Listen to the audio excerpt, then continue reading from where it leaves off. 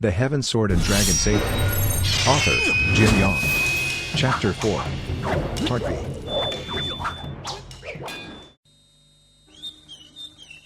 Zhang Wuji suddenly realized that he finished off those 4 monks too quickly, and couldn't therefore figure out their kung fu.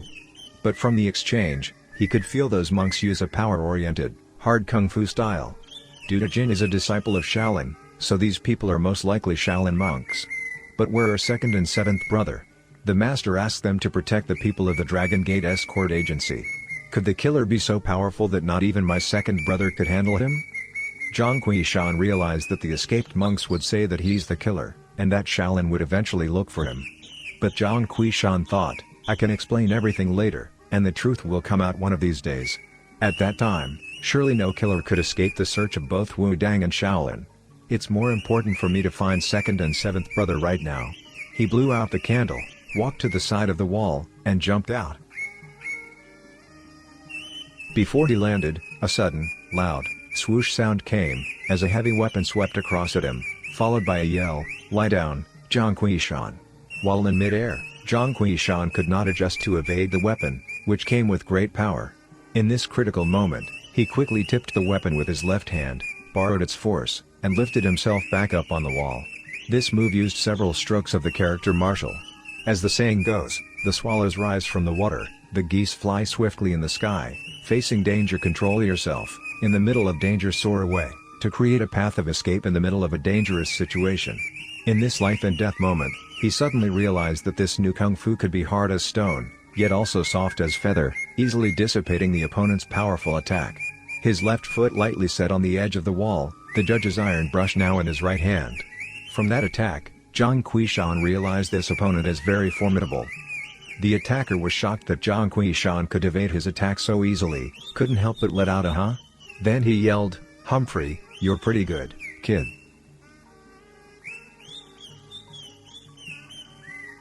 Zhang Wuji put his brush and hook in front of his chest, pointed then down in the willing to learn position.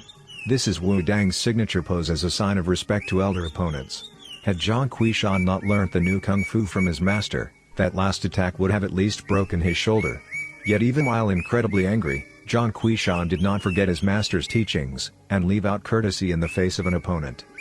In the darkness he vaguely saw 2 yellow-robed monks on his left and right, each with a large, thick staff. The one on the left said, "Zhang Wuji, the 7 heroes of Wudang are fairly renowned in the martial world. Yet how could your ways be so vicious?" As Zhang Wuji heard the monk call him by his name, instead of 5th hero Zhang or Mr. Zhang Wuji, he felt a surge of anger, and responded in a cold manner, "You don't ask for explanation, nor seek the truth. Instead you hide in the darkness and sneak up on me. Is that what a hero is supposed to do? I have heard that Shaolin's kung fu is unparalleled, but didn't realize that their ability to sneak up on the enemy is also so amazing."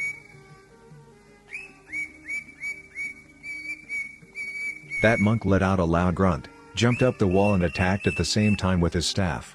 Even before the monk landed, Zhang Wuji felt a strong wind coming from the point of the staff towards his chest, and quickly diverted the staff with his hook. The brush shot out, hitting the middle of the staff. That monk suddenly felt a strong shock coming from the staff, which prevented him from gaining balance on the wall, fell off. Zhang Wuji only felt much numbness in both hands, thought, "This monk's strength is quite good." He asked, "May I ask for your name?" The monk on the right said, "I am Yuan Yin. This is my martial brother Yuan Yi." Zhang Wuji said, "Oh, so you are the Yuan generation at Shaolin. May I ask why you're here?" Yuan Yin seemed to be gasping for breath when speaking, said, "This is a serious matter between us Wudang and Shaolin. Although we are of the younger generation, we still must intervene in this matter. I ask of you, now that you've killed all the people in the Dragon Gate Protection Agency, in addition to 2 of my martial nephews, I want to ask, how 5th hero Zhang intends to solve this dilemma involving so many deaths." Despite the courteous nature of his tone, his words were very critical. Zhang Wuji said coldly, "I'm also trying to find out who killed these people. But since you're so sure that I did it, I ask you, did you actually see me murder anyone?" Yuan Yin yelled, "Hui Feng. Why don't you have a chat with Hero Zhang?" 4 yellow-robed monks appeared from the forest, the same ones Zhang Wuji knocked down earlier. That monk named Hui Feng stepped up and said, "Martial uncle. It's indeed him. He killed all the people in the agency, plus brothers Hui Tong and Hui Guang." Yuan Yin said, "You saw it with your own eyes?" Hui Feng said, "Yes. If the four of us hadn't escaped quickly enough, we would have also been dead." Yuan Yin said, "Monks cannot lie. Plus the reputations of Wudang and Shaolin are at stake here. Are you absolutely certain of what you saw?" Hui Feng got on his knees and said, "With the Holy Buddha above listening, every word I now say is the exact truth." Yuan Yin said, "Good. Now recall the exact events." When Zhang Wuji heard this, he quickly jumped down the wall. Yuan Yi thought that Zhang Wuji wanted to kill Hui Feng, and quickly attacked him with a sweep of his staff. Zhang Wuji lowered his head and easily dodged the attack, in a smooth motion, twisted around behind Hui Feng. Yuan Yi originally planned on following up with another attack, but saw that he can no longer hurt Zhang Wuji without first hurting Hui Feng. Yuan Yi retracted his staff and said, "What do you want?" Zhang Wuji said, "I just want to hear a bit more closely, hear exactly just how I killed all those people." Seeing Zhang Wuji behind him, Hui Feng knew that if he made any hasty moves, Zhang Wuji could immediately kill him. Even his martial uncles won't be able to help him. But due to his anger towards Hui Feng did not flinch, yelled, "A few days ago, martial uncle Yuan Xin received a letter from martial brother Du to Jin, north of the Yangtze River. He immediately sent Hui Tong and Hui Guang to help out. Then he sent me a note to also come here, with 3 fellow martial brothers. Upon entering, brother Hui Guang said that the enemy might be here tonight, and that the 4 of us should guard outside. He also told us to not fall for any diversions." Yuan Yin said, "Then what? Keep going." Hui Feng said, "Soon after dark, I heard Hui Tong fighting in the back hall, followed by a loud scream, as if he were gravely injured. By the time I got there, he's already dead. This bastard Zhang." He turned around and pointed his finger at Zhang Wuji, almost touching his nose, yelling, "I saw you push brother Hui Guang to the wall with your palm, killing him. I know I'm no match for you, so I simply watched through the window. Then 8 people tried to escape, and you followed them outside, killed them all with your hands, not even letting go the old and the young. Afterwards, you left." Zhang Wuji did not move at all. Even while Hui Feng's saliva fell on his face, he neither dodged nor retaliated. Afterwards, he said coldly, "Then what?" Hui Feng continued, "After that, I discussed with my 3 brothers on what to do next. Everyone thought your kung fu was too powerful for us, so we should stay low for a moment. Who'd have thought that you'd come back again just then? We knew we couldn't beat you, but at that moment, we didn't think that much. I asked for your name. Didn't you say that you were Wudang's Zhang Wuji? At first I didn't believe you, thinking that the heroes of Wudang would not do such a thing. But when you showed your weapons, I had to believe you." Zhang Wuji said, "I admit that I did indeed give you my name, showed my weapons, and knocked the 4 of you down. But are absolutely certain that I'm the one who killed everyone in the escort agency?" At this moment, Yuan Yin flew up, grabbed Hui Feng's body and pushed him into the distance. He said, "He already told you the whole event. So the renowned 5th hero Zhang could not try to hide the truth. He pushed Hui Feng aside so Zhang Wuji could not try to kill this witness." Hui Feng said to Zhang Wuji, "Fine, I'll say it again. I personally saw you killed Hui Guang and Hui Tong. Personally saw you killing the 8 people in the escort agency."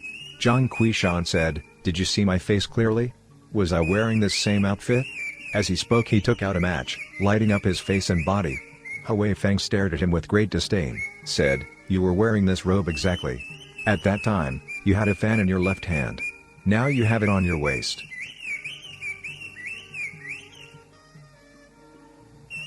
Zhang Wuji felt his stomach boiling, not knowing why this monk would purposely say such a lie, walked up and stared into his face, yelled, "If you have the guts, say those words again.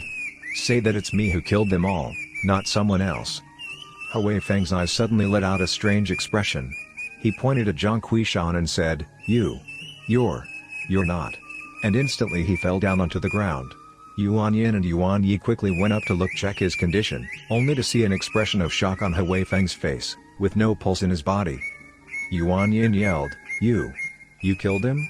Zhang Wuji also did not expect to see this turn of events. He quickly turned around, only to see a shadow running away among the trees. He yelled, "Stop!" and immediately flew toward the shadow. If he couldn't find the real killer at this moment, he'd be misunderstood as the killer.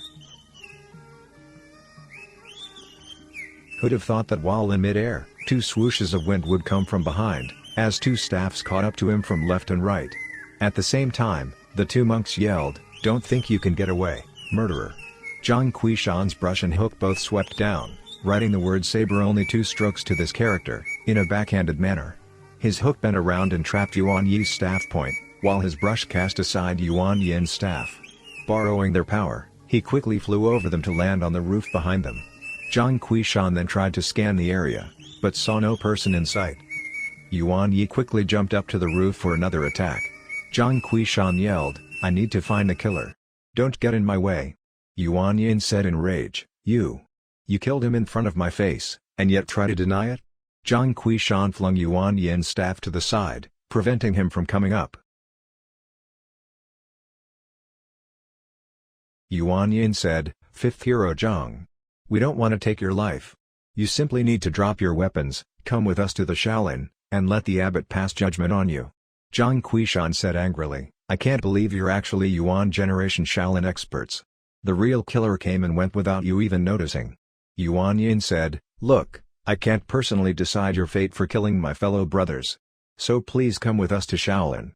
Zhang Quishan said coldly, "Ugh. I can't believe the Yuan generation at Shaolin is filled with idiots. You can't even see who the real killer is?" Yuan Yin said, "I'm sorry. You have too much blood on your hands. We can't let you escape."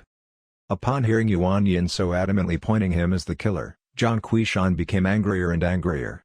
Not only did he have to argue with Yuan Yin, but he also must fight off Yuan Yi at the same time. In the heat of the battle, Zhang Quishan said with a smirk, "You think you can actually capture me?" Only to see Yuan Yi push his staff onto the ground, trying to borrow its force to get him up. Zhang Quishan jumped at the same time. His lightness kung fu is far superior to Yuan Yi's, attacked downward as he jumped. Yuan Yi tried to block his attack with the staff, but Zhang Quishan's hook suddenly changed directions in mid-air, followed by a tearing sound, as his hook sliced through Yuan Yi's shoulder. Yuan let out a scream, fell to the ground. He only lived because Zhang Quishan showed mercy, and not aimed for Yuan Yi's throat. Yuan Yin quickly held up his brother and asked, "Are you alright?" Yuan Yi said, "I'm fine. You still talking and not attacking? Stop with the indecisiveness." Yuan Yin sighed, then raised his staff to attack. Yuan Yi did not bother to wrap up his wound, instead immediately went back to fighting Zhang Quishan. The dancing staffs carried the wind, both converged to attack as one. Zhang Quishan knew the wrist power of the 2 monks, in addition to the heaviness of their weapons. Should they be able to jump onto the wall, he would have great difficulty winning. So Zhang Quishan played defensive, guarding his higher vantage point. Neither monks could jump up to the wall as a result.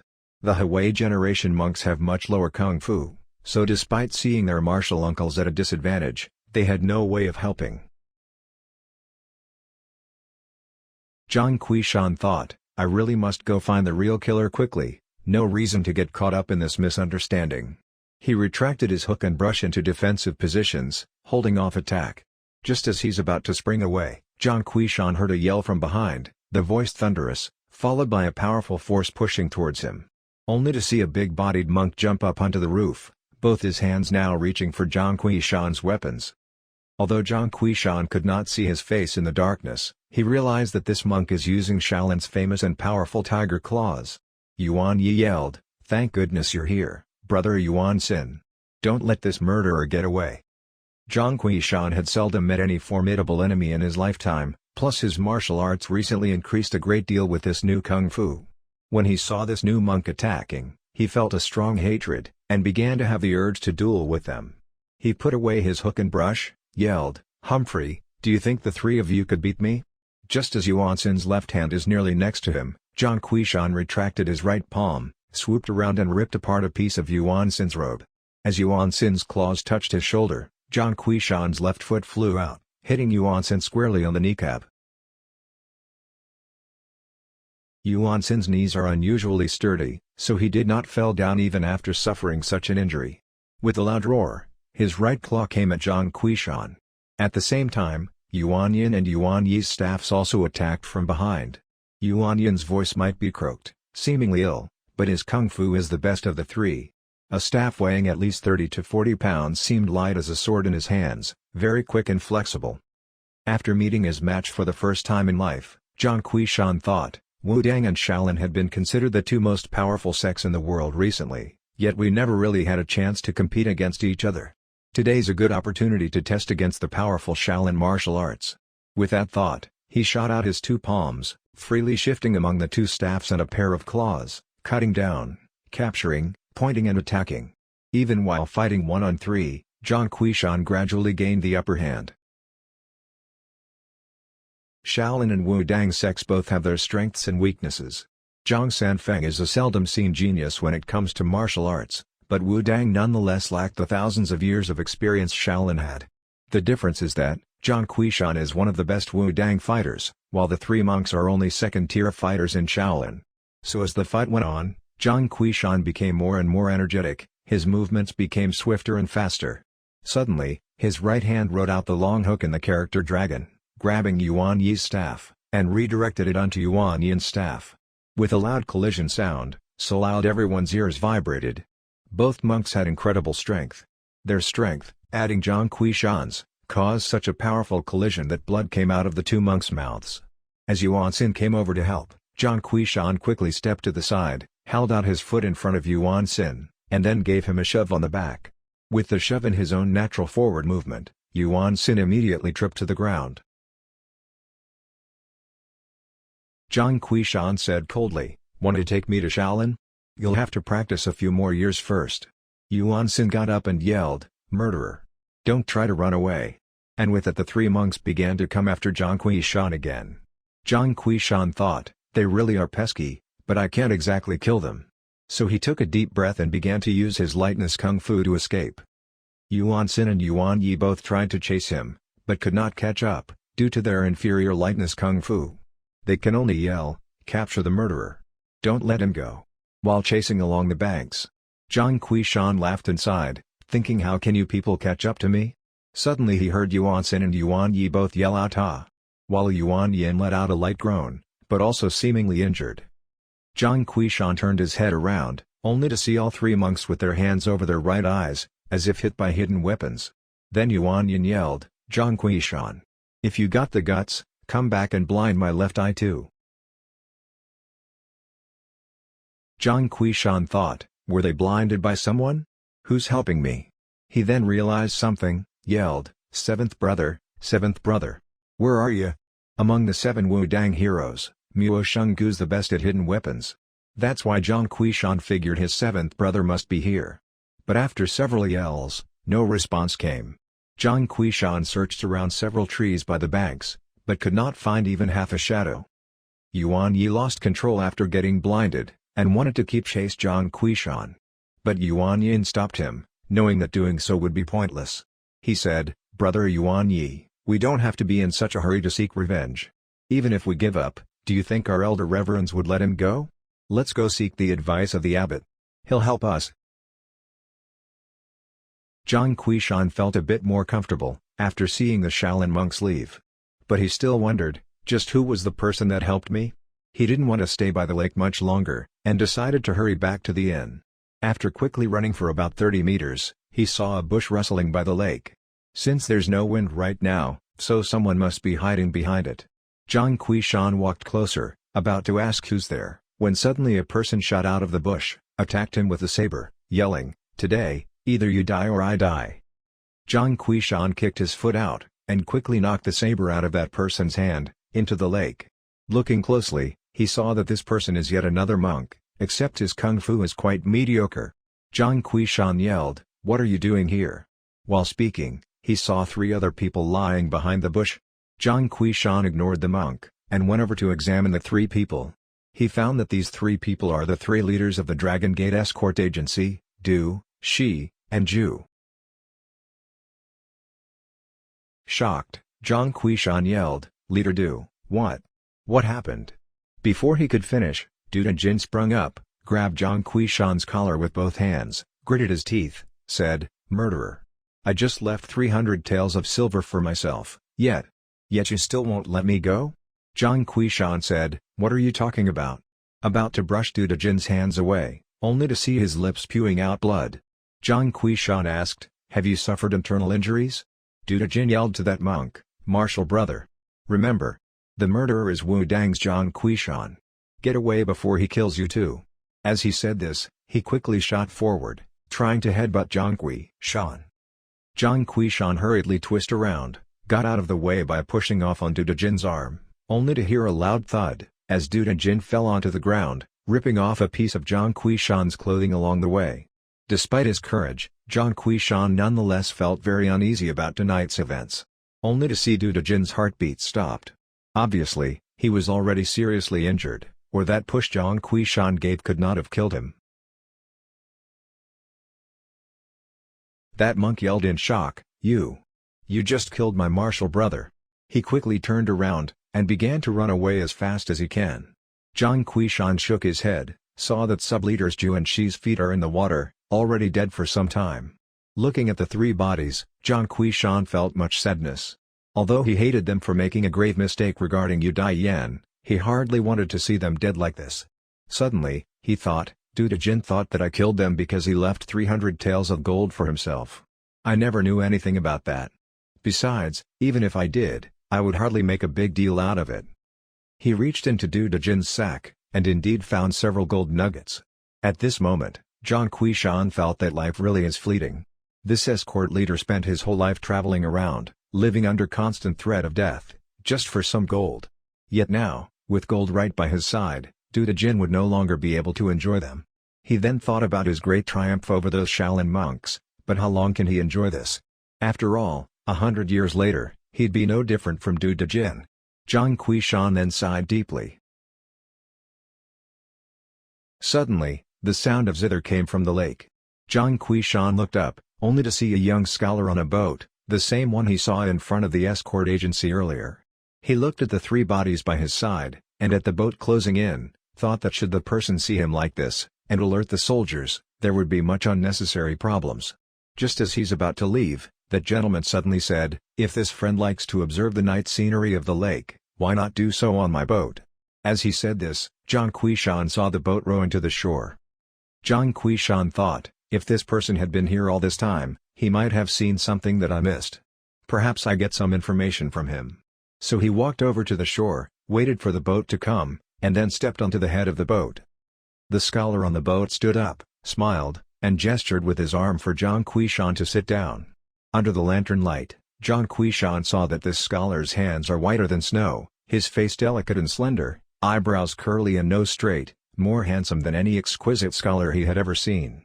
Zhang Wuji immediately realized that this scholar is actually a beautiful young woman in disguise. Wudang is very strict when it comes to women. So when Zhang Wuji saw a lone lady on the boat, his face started to blush bright red. As he quickly got off the boat, Zhang Wuji said, I didn't know that you were a woman disguising as a man. Sorry to bother you. That young woman did not respond. The boat then rowed away, while the young woman kept playing her zither, singing, Tonight wish for no more excitement, but there will be many more future nights, under the 6 united pagoda, weeping willows and rowing boats. How those gentlemen, come to have fun on the water. As the boat disappeared into the darkness, so did the song and the sound of the zither.